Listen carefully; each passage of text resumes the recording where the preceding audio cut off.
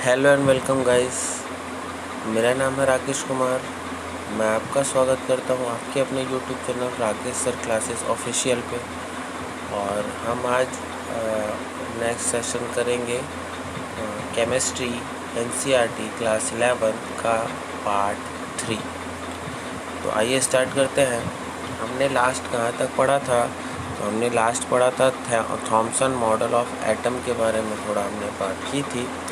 आज उसके आगे इस सेशन को बढ़ाते हैं। तो अगला हम देखते हैं observation from alpha particles scattering experiment by Rutherford. Rutherford का एक एक्सपेरिमेंट तो आपने जाना ही होगा पहले कि उन्होंने अल्फ़ा पार्टिकल्स का बम्बार्डमेंट किया था।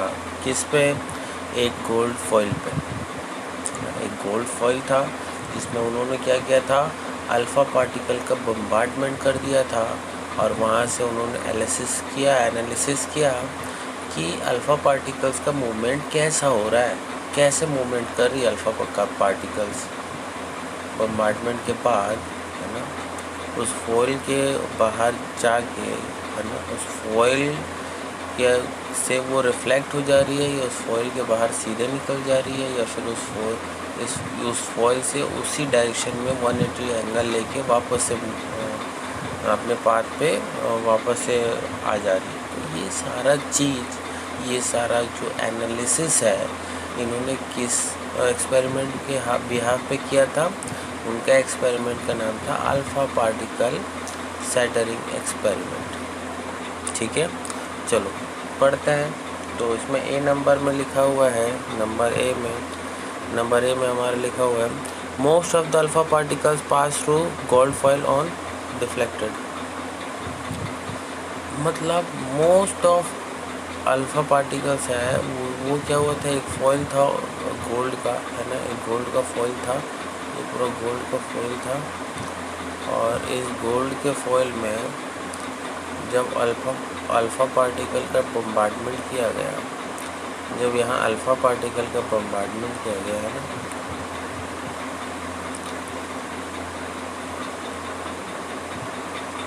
ये सब क्या अल्फ़ा पार्टिकल्स, ये सब अल्फ़ा पार्टिकल्स। तो इन सभी अल्फ़ा पार्टिकल्स का जब इस फॉइल पे बम्बार्डमेंट किया गया तो क्या पता चला कि मोस्ट ऑफ, मतलब बहुत ज़्यादा अल्फ़ा पार्टिकल्स थे वो पास हो गए गोल्ड फॉइल से, सीधे पास हो गए। बहुत सारे अल्फ़ा पार्टिकल सीधे पास हो गए। ठीक है, कुछ अल्फ़ा पार्टिकल क्या हुए कि अपने पाथ से डिफ्लेक्ट हो गए। ठीक है, बहुत सारे अल्फ़ा पार्टिकल्स सीधे चले गए, कुछ अल्फ़ा पार्टिकल डिफ्लेक्ट हो गए। और मतलब उनमें 1000 में एक पार्टिकल ऐसा था, 1000 में एक पार्टिकल अल्फ़ा पार्टिकल ऐसा था जो जिस डायरेक्शन में वो आया है ना, वहाँ पे कुछ स्ट्रॉन्ग चीज़ पे वो टकराया है और वापस से उसी पाथ पे वो वापस लौट गया। 1000 में एक, मतलब 1000 अल्फ़ा पार्टिकल्स में एक अल्फ़ा पार्टिकल्स ऐसा था जो क्या किया कि उसी पाथ पे, है ना, वो जिस पाथ पे गया उसी पाथ पे वो वापस आ गया। तो यहाँ जिस एरिया पे वो टकराया उस एरिया को वो मार्क कर दिए थे, कौन? रदरफोर्ड। तो ऐसे बहुत सारे, मैंने एक अकेला इसलिए बोल रहा हूँ क्योंकि मैं 1000 अल्फ़ा पार्टिकल्स का मैं ये एनालिसिस बता रहा हूँ। हालांकि हुआ तो बहुत था, है ना, लाखों अल्फ़ा पार्टिकल्स को उस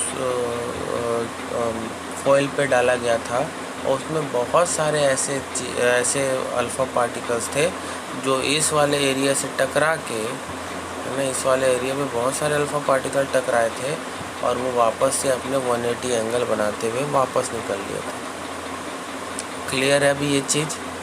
ठीक है, मैं सिर्फ एक अल्फ़ा पार्टिकल्स का ये एग्जांपल देके आपको बता रहा हूँ कि 3 चीज़ें हुई थी। एक क्या एक थी जो सीधे सीधे अपने पाथ पे जैसे वो आ रही थी उसी पाथ पे निकल गया था।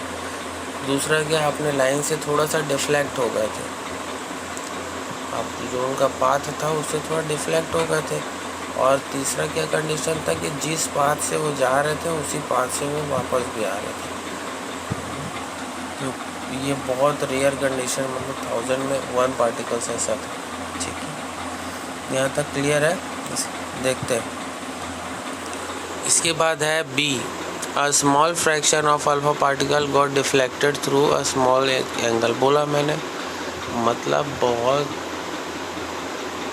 मतलब कम है अल्फ़ा पार्टिकल जो डिफ्लेक्ट हो गए अपने जो उनका पाथ है, जो उनका मार्ग है, उस पर बहुत कम पार्टिकल्स ऐसे थे। देखो ये फॉइल जैसा था, इस फॉइल में मैक्सिमम तो सीधे निकल गए थे, है ना, मैक्सिमम सीधे निकल गए थे, और कुछ अल्फ़ा पार्टिकल क्या हुए थे, डिफ्लेक्ट हो गए थे। कुछ अल्फ़ा पार्टिकल क्या थे, डिफ्लेक्ट हो गए थे। तो मैक्सिमम सीधे निकल गए, कुछ डिफ्लेक्ट हो गए। तो लेकिन जितने सीधे निकल गए थे, जितने पार्टिकल्स वो सीधे निकले थे, उससे कम पार्टिकल ही था जो डिफ्लेक्ट हुआ था। मतलब सीधे बहुत ज़्यादा पार्टिकल सीधे निकल गए थे, अब उससे कम पार्टिकल डिफ्लेक्ट हुए थे, मतलब अपने रास्ते से कोई एंगल लेके मुड़ गए थे। और उससे भी कम पार्टिकल्स, यानी 1000 में 1 पार्टिकल ऐसा था जो अपने ही पाथ पे वापस मुड़ गया था, अपने ही पाथ पे, है ना।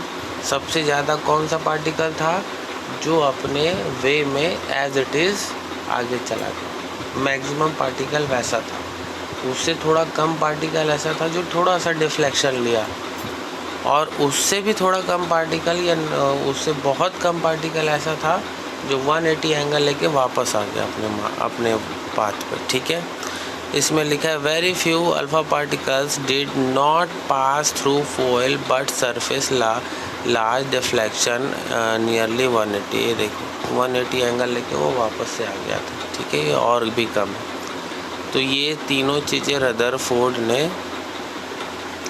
की थी। एक्चुअली में रदरफोर्ड है कौन, मैं आपसे पूछूं, who is Rutherford, who is Rutherford, तो आपको क्या समझ में आता है? रदरफोर्ड वो इंसान है जो जॉन डाल्टन का एक स्टूडेंट था।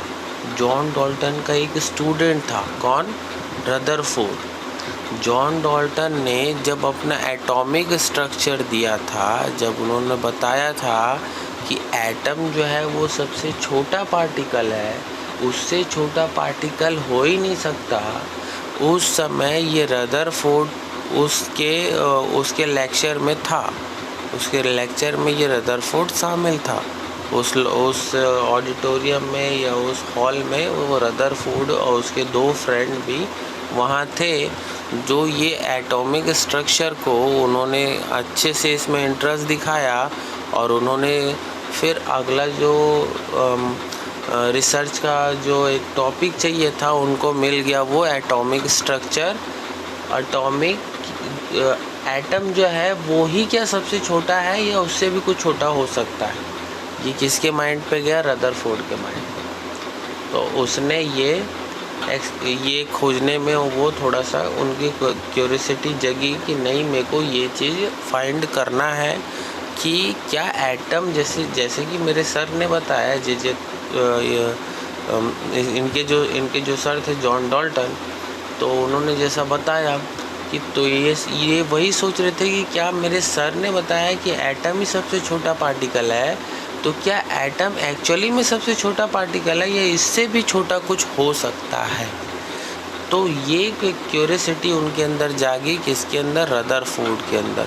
फिर रदरफोर्ड ने, जो उनके गुरु ने कहा था कि एटम ही सबसे छोटा पार्टिकल है, इसको और छोटा नहीं किया जा सकता, तो रदरफोर्ड ने उस पर काम करना स्टार्ट किया, और उन्होंने निकाल के भी दिखाया कि यहाँ इलेक्ट्रॉन, प्रोटॉन और न्यूट्रॉन के कुछ पार्टिकल्स हैं उनको ये नहीं मालूम था कि इलेक्ट्रॉन तो है, इनकी खोज तो इन्होंने की, इलेक्ट्रॉन है इनकी खोज उन्होंने की थी, और एक उन्होंने न्यूक्लियस की खोज की थी।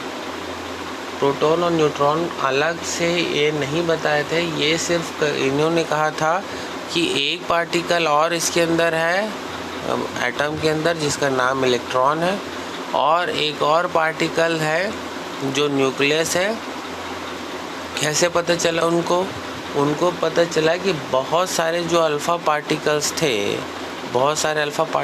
वो थोड़े से अपने पाथ से भटक जा रहे थे, थोड़े से डिफ्लेक्ट हो जा रहे थे। वो एक दूसरा क्या है, वो एक दूसरा एरिया है, वो एक दूसरा स्पॉट है जहाँ से वो डिफ्लेक्ट हो जा रहे हैं थोड़ा सा। तो उसको उन्होंने मेज़र किया और उसको उन्होंने एनालिसिस किया, तो उन्होंने पाया कि वो इलेक्ट्रॉन है। तो इसकी खोज उसने कर दी थी रदरफोर्ड ने, है ना। इसके बाद एक जगह ऐसा भी था जहाँ से 180 डिग्री से वो वापस आ रहे थे, 180 डिग्री से वो जो अल्फ़ा पार्टिकल था वो वापस आ रहा था। तो वहाँ पे उनको ये मालूम चला कि ये बहुत स्ट्रॉन्ग कुछ चीज़ ऐसा है जहाँ से 180 डिग्री से वहाँ वो वापस आ रहा। वो तो एक्चुअली में था न्यूक्लियस। तो उन्होंने इसका नाम भी दे दिया कि ये है न्यूक्लियस, है ना। ये न्यूक्लियस है जो 180 डिग्री से वापस आ रहा है, ये न्यूक्लियस है। और जो थोड़ा सा मूवमेंट हो रहा है, थोड़ा सा वो अपने पाथ से डिफ्लेक्ट हो जा रहा है, उसका नाम उन्होंने दे दिया इलेक्ट्रॉन। तो ऐसा करके उन्होंने दोनों चीज़ें निकाल दी थी। किन्होंने? ये जो हमारा रदरफोर्ड है साइंटिस्ट, वो किनके ये स्टूडेंट थे? तो ये स्टूडेंट थे जॉन डाल्टन के। जॉन डाल्टन ने जो कहा था कि ये एटम है वही सबसे छोटा है, तो उनको इन्होंने गलत साबित कर दिया। इन्होंने पूरा डिटेल से भी बता दिया कि एक इलेक्ट्रॉन होता है ना, जहाँ से वो अल्फ़ा पार्टिकल्स मूवमेंट किए थे, तो वो एरिया जो है वहाँ पे वो पक्का ही इलेक्ट्रॉन रहा होगा, जिसकी वजह से वो मूवमेंट हुआ, अल्फ़ा पार्टिकल्स का डिफ्लेक्शन हुआ।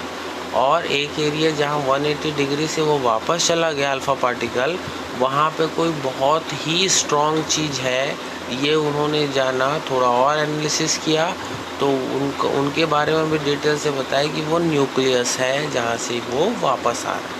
ठीक है, क्लियर हुआ यहाँ तक? रदरफोर्ड का एक्सपेरिमेंट समझ में आया। अब नेक्स्ट आगे देखते हैं। आगे है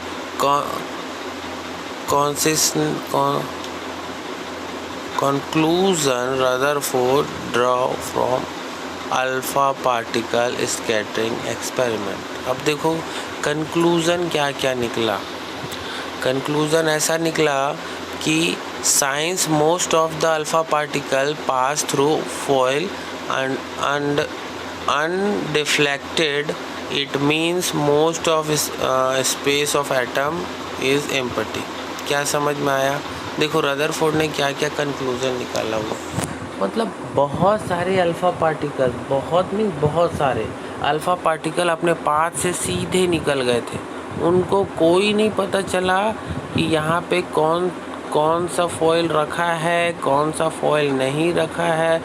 उन अल्फ़ा पार्टिकल्स को कोई मतलब नहीं। बहुत सारे अल्फ़ा पार्टिकल्स क्या हुए थे कि सीधे निकल गए थे, जैसे आए और वैसे चले गए अपने पाथ से। बहुत सारे, most of the alpha particles सीधे निकल गए। तो इसका मतलब क्या पता चला? इसका मतलब पता चला कि वो एरिया जो है वो खाली है, उस एरिया में कुछ भी नहीं है। जैसा अल्फ़ा पार्टिकल्स आ रहा था, जैसा उसका बिहेवियर था, एज इट इज़ बिहेवियर वहाँ से उस एरिया को क्रॉस करने के बाद भी था, मीन्स नो चेंजेस। इसका मतलब वहाँ पे कुछ भी नहीं है, वो खोखला एरिया है, it is a empty place. Correct? आगे देखते। दूसरा है, since some of alpha particles are deflected to certain angle, it means that there is positively mass present in atom. देखो अब क्या हुआ कि उन्होंने ये पता लगाया कि कुछ एरिया में ऐसे थे, कहीं एरिया में कुछ स्पॉट पता चला जहाँ पे वो अल्फ़ा पार्टिकल्स क्या हुए थे, वहाँ पे टकरा के हल्का सा उनका मूवमेंट हो गया था, है ना। अब जहाँ जहाँ अल्फ़ा पार्टिकल टकराए थे तो बहुत जगह ऐसा था कि उनका मूवमेंट हो गया था, और कोई एंगल को लेके क्या कर रहे थे वो, कोई एंगल को लेके डिफ्लेक्ट हो जा रहे थे। कौन? Alpha particles. ये अल्फ़ा पार्टिकल डिफ्लेक्ट हो जा रहे थे। इसका मतलब क्या समझ में आया कि वहाँ पे कोई ना कोई तो ऑब्जेक्ट है, वहाँ पे कुछ ना कुछ ऐसा तो है जिसका खुद का मास है। क्योंकि अगर यहाँ पे जो चीज़ है जहाँ से वो टकरा के मूवमेंट हो रहा है, अगर इसका खुद का मास नहीं होगा, इसका भी खुद का कुछ मास है। जब इसका कुछ मास होगा ही नहीं तो वहाँ वो स्ट्रॉन्ग होगा ही नहीं, और जब वो स्ट्रॉन्ग होगा ही नहीं तो उसे डिफ्लेक्शन की तो बात ही नहीं। मतलब अगर कोई डिफ्लेक्ट कर पा रहा है उस रेज को, उस अल्फ़ा पार्टिकल को, मतलब कुछ तो हैवियर है, तो कुछ तो मास होगा उसका।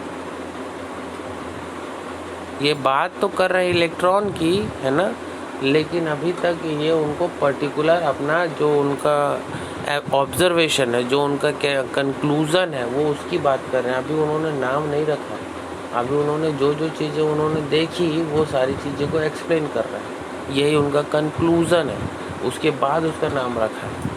तो बात तो कर रहे इलेक्ट्रॉन की ही, लेकिन वो सिर्फ ये बता रहे कि जहाँ से डिफ्लेक्शन हुआ वो कुछ हैवियर चीज़ तो है, और उसका खुद का भी मास है, इसीलिए वो हैवियर है और इसीलिए वो डिफ्लेक्ट कर पा रहा है इस अल्फ़ा पार्टिकल्स को। करेक्ट है।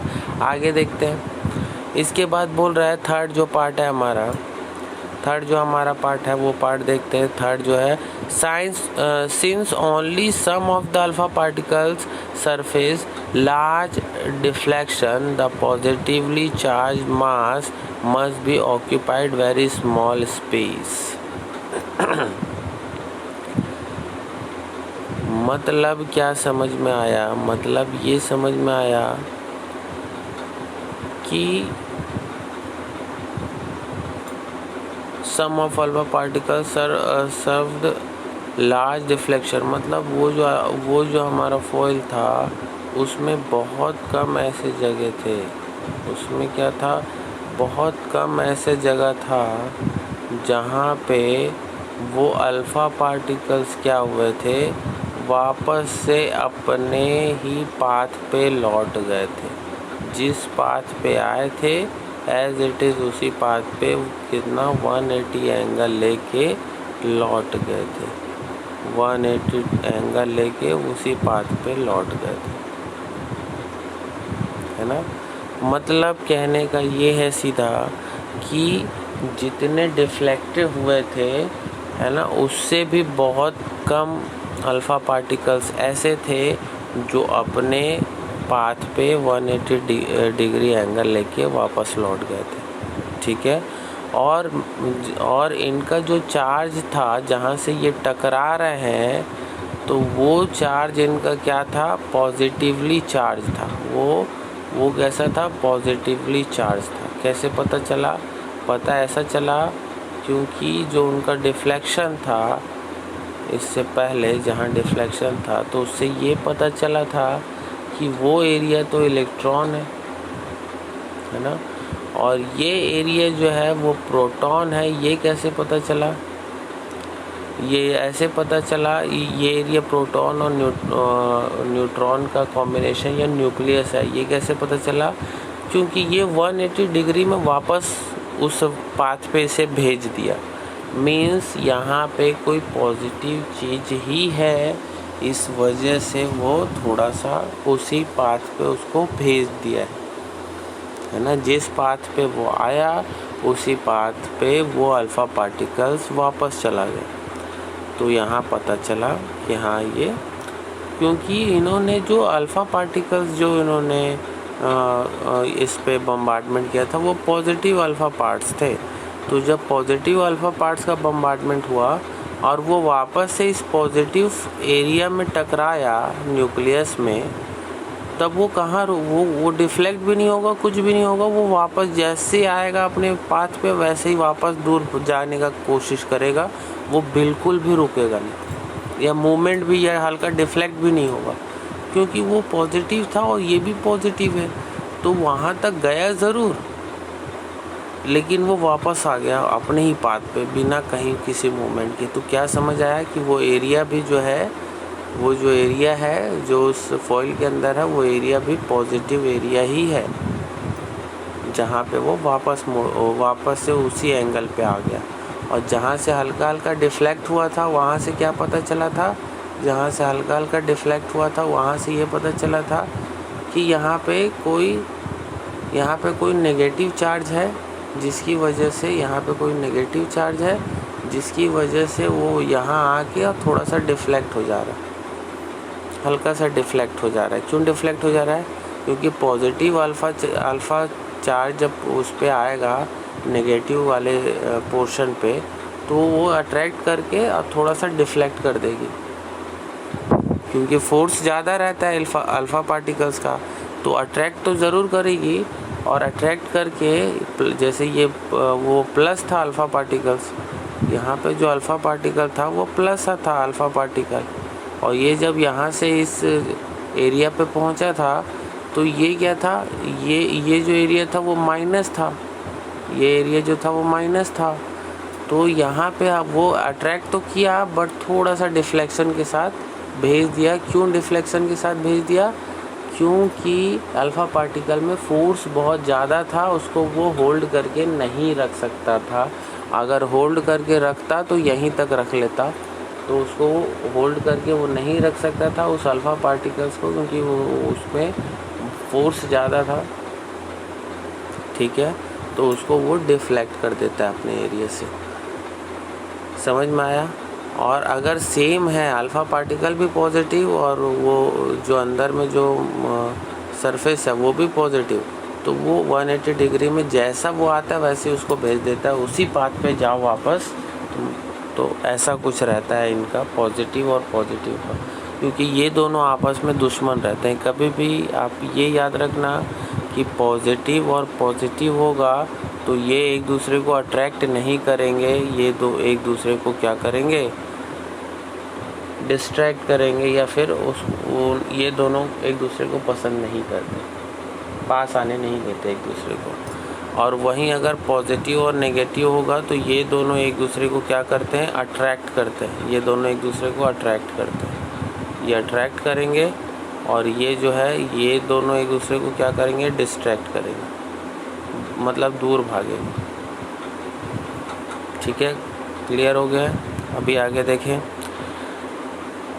स्ट्रॉन्ग डिफ्लेक्शन और even bouncing back of alpha particle from metal foil were due to direct collision with positive charge mass in atom. देखो वही बात बताया कि इसमें डायरेक्ट कॉलिजन हुआ, यानी डायरेक्ट टक्कर हुआ है ना, और स्ट्रॉन्ग डिफ्लेक्शन और इवन बाउंस बैक, बोला ना, बाउंस बैक हो गया, मतलब जैसे उस एरिया में टकराया उसी एरिया से बाउंस बैक हो गया वो अल्फ़ा पार्टिकल्स, है ना, जो मेटल का फॉइल जो था गोल्ड का, वहाँ से वो वापस से बाउंस बैक हो गया। क्यों हुआ?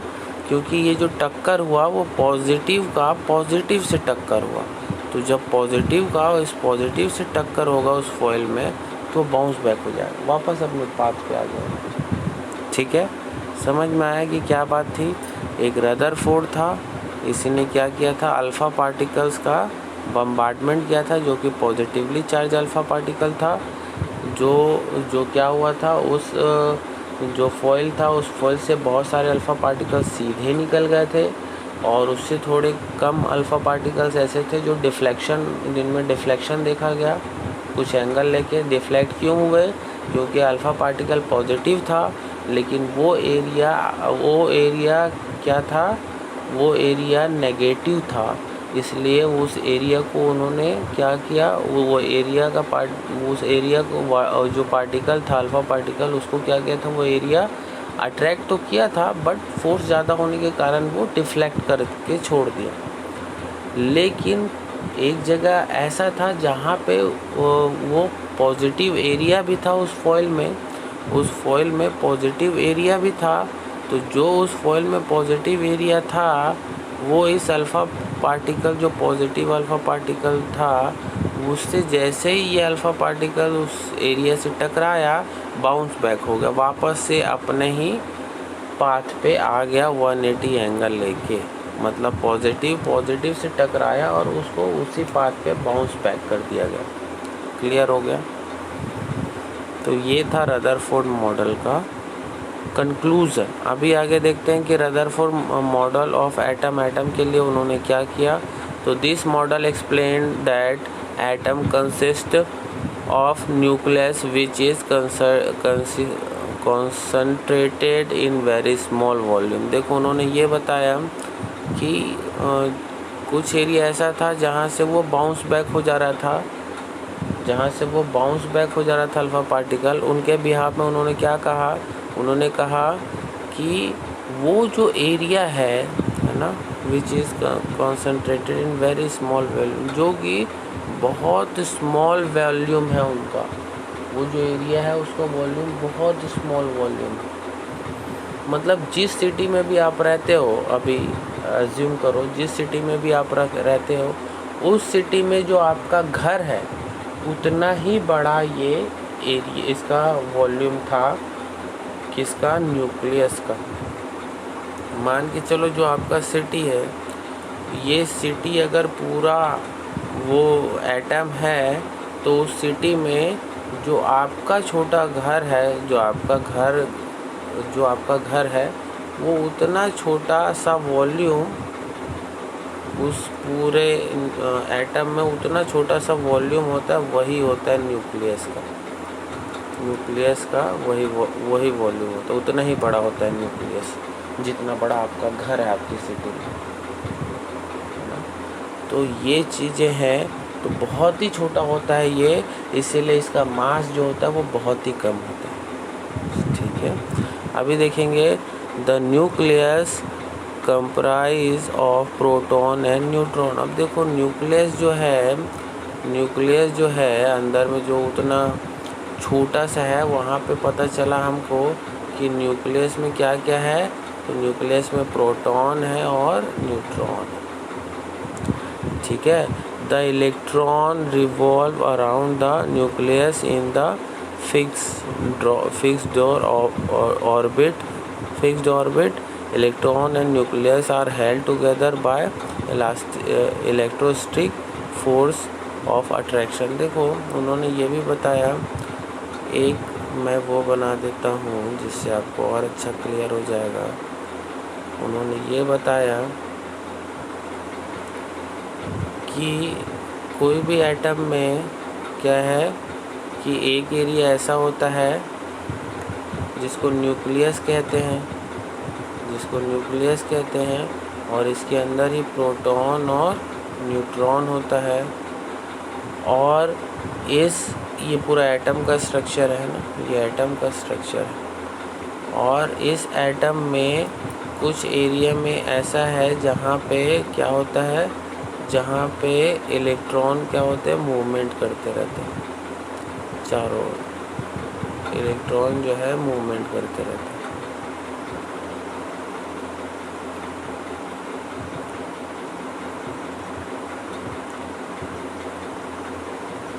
इलेक्ट्रॉन का मूवमेंट रहता है।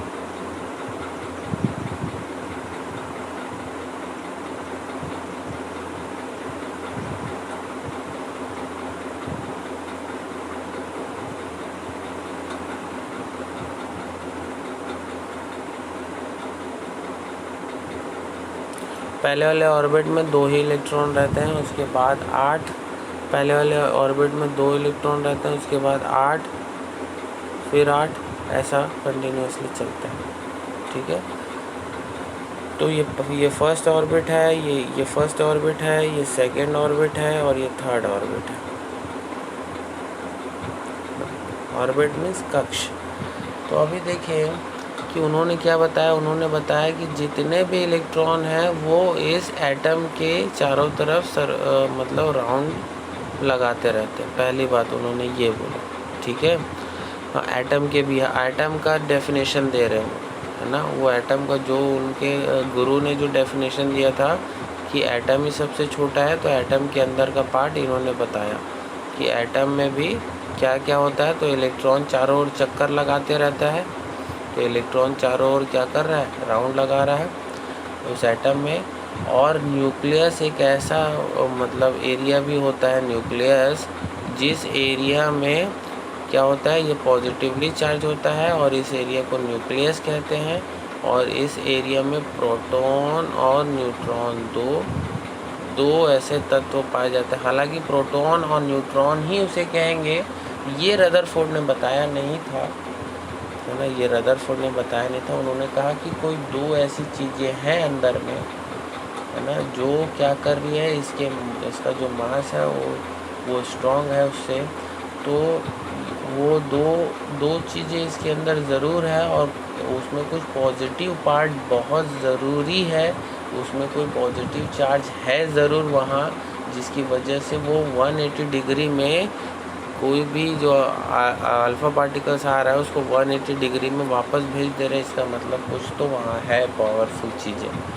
तो ये चीज़ें भी उसने बता दी थी। तो उन्होंने दो चीज़ें बताई कि आसपास क्या घूमते रहते हैं, आसपास इलेक्ट्रॉन घूमते रहते हैं, है ना। और उसका जो एरिया है उसमें कुछ एरिया ऐसा है जहाँ से 180 डिग्री लिया था, तो वो एरिया जो है वो पॉजिटिव चार्ज एरिया है और उसे न्यूक्लियस कहा जाता है। तो ये जो है उन्होंने बताया था, ठीक है। तो यहाँ तक हमको समझ में आया कि उन्होंने क्या बताया था। आप देखो रदरफोर्ड का ड्रॉबैक क्या क्या था, मतलब क्या क्या उनकी कमियाँ थी, क्या क्या वो नहीं बता पाए। कौन? रदरफोर्ड। उसके बारे में बात करते हैं। तो रदरफोर्ड का क्या क्या नहीं बता पाए। तो according to Rutherford model of atom, electron which are negatively charged particle revolve around the nucleus is fixed orbit। उन्होंने क्या कहा था, उनका यही गलती हो गया कि अगर कोई न्यूक्लियस है और उसके चारों तरफ अगर कोई ऑर्बिट में इलेक्ट्रॉन क्या कर रहा है, मूवमेंट कर रहा है, तो उनका एक फिक्स्ड ऑर्बिट है। मतलब कि हाँ इतने ही ऑर्बिट होंगे या यही है, कुछ फिक्स है ऑर्बिट, उनका फिक्स है कि हाँ यही ऑर्बिट में वो क्या कर रहे हैं, इलेक्ट्रॉन जो है मूवमेंट कर रहे हैं सेम ऑर्बिट पे। ये वो बताए थे। उनका ड्रॉबैक यही था क्योंकि बहुत सारे इलेक्ट्रॉन सेकेंड ऑर्बिट पे भी यहाँ पे मूवमेंट कर रहे हैं। तो ये भी बताना था उनको कि बहुत सारे इलेक्ट्रॉन ऐसे भी हैं जो दूसरे और थोड़े से फर्स्ट वाले ऑर्बिट का जो उसका जो एरिया था उसके थोड़े से दूर में भी कुछ इलेक्ट्रॉन जो है वो क्या कर रहे हैं, मूवमेंट कर रहे हैं। मतलब एक और ऑर्बिट भी हो सकता है। तो उन्होंने कुछ फिक्स्ड ऑर्बिट के बारे में बताया था कि फिक्स्ड ऑर्बिट है, उनका मूवमेंट है, वो यहाँ पे इनका ड्रॉबैक था क्योंकि और भी ऑर्बिट्स हो सकते हैं, है ना। तो ये हुआ negatively charged particles around the nucleus is in fixed or orbits, है ना। और लिखा है B, the electron undergo acceleration according to electromagnetic theory of Maxwell's. A charged particle undergoing acceleration should emit electromagnetic radiation. This an electron is in orbit should emit radiation, thus the orbit should shrink, but this does not happen.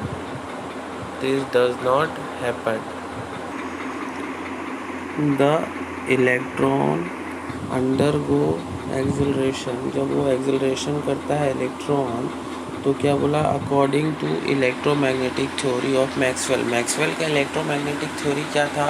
Maxwell का electromagnetic theory था charge particle undergoing acceleration should emit electromagnetic radiation.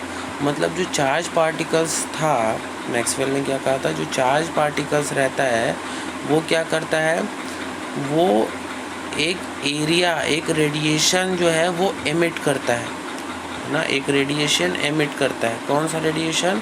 Electromagnetic radiation. किन्होंने कहा था? Maxwell ने, कि अगर कोई charge particle है तो वो क्या एक रेडिएशन क्या करेगा? एमिट करेगा, एक रेडिएशन बनाता है ना, जो क्या है? Electromagnetic radiation. Thus an electron is an orbit should emit radiation. और उनका जो, जैसे कि इलेक्ट्रॉन अगर उस ऑर्बिट पे वो क्या कर रहा है, इलेक्ट्रॉन उस ऑर्बिट पे अगर घूम रहा है, और जब ये इस ऑर्बिट पे घूम रहा है, इसका मतलब है, और ये इलेक्ट्रोमैग्नेटिक रेडिएशन ये इमिट कर रहा है, इसका मतलब जो इसका ऑर्बिट होगा, जो इसका ऑर्बिट है, उसमें भी क्या होगा? इलेक्ट्रोमैग्नेटिक फोर्स होगा, है ना, रेडिएशन यहाँ भी होगा। तो यही चीज़ है, यही चीज़ बोला था रदरफोर्ड ने कि उस ऑर्बिट में भी इलेक्ट्रोमैग्नेटिक फोर्स या रेडिएशन होगा, बट ऐसा कुछ देखा नहीं गया, नॉट सीन। कैसे? क्योंकि अगर होगा तो इसका ये जो ऑर्बिट था ये श्रिंक होता ना, ये ऑर्बिट श्रिंक होना मतलब क्या? कि ये फूल जाता ऑर्बिट और सिकुड़ भी जाता, श्रिंक होना मतलब, है ना। जैसे एक इंसान अगर इनहेल या एक्सहेल करेगा, तो अगर जैसे ही वो इनहेल करेगा तो उसका चेस्ट जो होगा वो क्या होगा? श्रिंक होगा, मतलब उसका जो चेस्ट है वो फूल जाएगा, और फिर जैसे ही एक्सहेल करेगा वो फिर वापस से सिकुड़ जाएगा। तो उन्होंने कहा था कि ऐसा ही कुछ यहाँ पे भी हमको एक्सपेरिमेंट में देखने को मिलेगा कि हमारा जो एटम का जो ऑर्बिट है, इलेक्ट्रॉन जहाँ है, वो एरिया क्या होगा? श्रिंक होगा, है ना, मतलब फैलता सिकुड़ता रहेगा। लेकिन ये नहीं देखा गया, नॉट सीन। ये इसका ड्रॉबैक है, इसकी कमियां है रदरफोर्ड। इन्होंने इसके बारे में अच्छे से बताया नहीं। इसके बाद लास्ट क्या बताया उन्होंने? लास्ट बताया the model does not give any information about how electron are distributed around nucleus. अब देखो, उन्होंने ये भी नहीं बताया कि ये एटम का, मान लो कि ये न्यूक्लियस है, तो इसमें जो इलेक्ट्रॉन जो घूम रहे हैं, और ये न्यूक्लियस में जो पॉजिटिव चीज़ें हैं और ये जो नेगेटिव चीज़ें हैं, तो कितने इलेक्ट्रॉन को इस न्यूक्लियस के चारों तरफ रखा गया, ये चीज़ भी उन्होंने नहीं बताया कि कितने इलेक्ट्रॉन को उसके चारों तरफ, न्यूक्लियस के चारों तरफ हम उसे रखें, है ना। ये न्यूक्लियस के चारों तरफ कितने इलेक्ट्रॉन हम रखें, ये भी उन्होंने नहीं बताया था। डिस्ट्रीब्यूट कैसा करें, ठीक है। तो ये इनका क्या था? ड्रॉबैक था, मतलब इनकी कमियां थी। अब बात करते हैं isotopes, isobar, iso electronic species, इनके बारे में। तो आइसोटोप क्या होता है? तो आइसोटोप के बारे में बात करेंगे। These are the atom of the same element having the same atomic number but different mass। देख लो, जैसे ये हाइड्रोजन है, इसका 1 है और ये 1, फिर एक हाइड्रोजन है, इसका 2 है और ये 1, फिर एक हाइड्रोजन है, इसका 3 है, इसका 1। तो हाइड्रोजन के 3 आइसोटोप्स होते हैं, जिनमें उनका एटॉमिक नंबर, देखो नीचे जो लिखा रहता है वो atomic number, it is atomic number, ये है एटॉमिक नंबर, और जो ऊपर लिखा रहता है ये होता है मास। तो यहाँ से क्या पता चल रहा है? तो यहाँ से ये पता चल रहा है कि एटॉमिक नंबर जो है इसका, इस हाइड्रोजन का एटॉमिक नंबर यहाँ भी 1 है, एटॉमिक नंबर यहाँ भी 1 है, एटॉमिक नंबर यहाँ भी 1 है। लेकिन इसका मास यहाँ 1 था, इसका मास यहाँ 2 हो गया, यहाँ उसका मास 3 हो गया। मतलब एटॉमिक नंबर सेम रहता है इनका, लेकिन एटॉमिक मास जो है ना, वो क्या होता है? डिफरेंट होता है। इसे क्या कहेंगे? इसे कहेंगे आइसोटोप।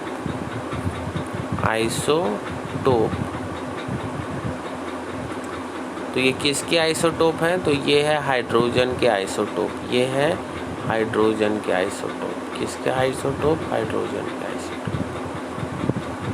समझ में आ रहा है? मतलब जिस एलिमेंट का आइसोटॉप होगा वो उस एलिमेंट का एटॉमिक नंबर तो सेम होगा, एटॉमिक नंबर तो 1 ही है, बट उसका मास चेंज हो रहा है, मास 2, 3, तो इसे कहेंगे आइसोटोप्स, है ना?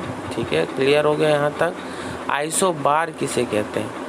तो isobar are the atom of different elements having the same mass number but different atomic number. अब देखो जैसे कि आर्गन है ना और कैल्शियम। अब आर्गन का जो है वो एटॉमिक नंबर 18 है और कैल्शियम का एटॉमिक नंबर 20। ठीक है, दोनों का एटॉमिक नंबर तो डिफरेंट है, लेकिन इनका मास जो है वो एक जगह इक्वल हो जाएगा। मास जो है एक जगह इक्वल हो जाएगा। कैसे इक्वल हुआ?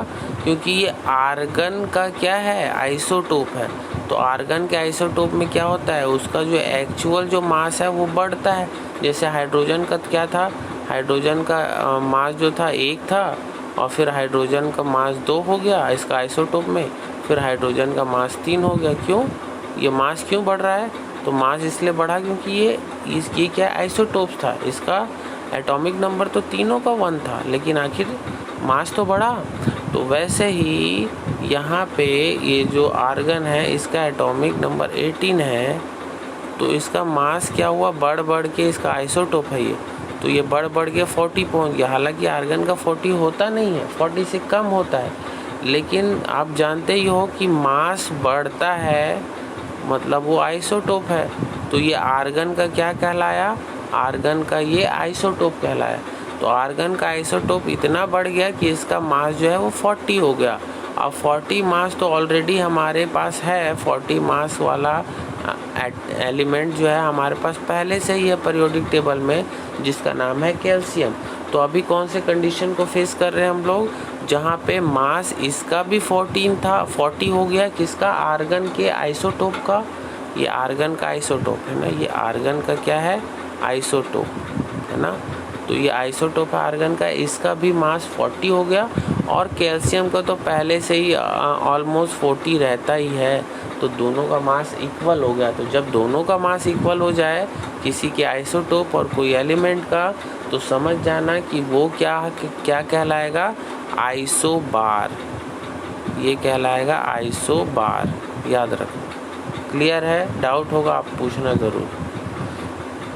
तो इसे कहेंगे आइसोबार। अब इसके बाद है थर्ड जो हमारा है आइसो इलेक्ट्रॉनिक स्पीसीज। तो ये क्या होता है, तो these are those species which have the same number of electron. अब देखो आइसो इलेक्ट्रॉनिक स्पीसीज उसे कहेंगे जिसमें सेम नंबर ऑफ इलेक्ट्रॉन हो।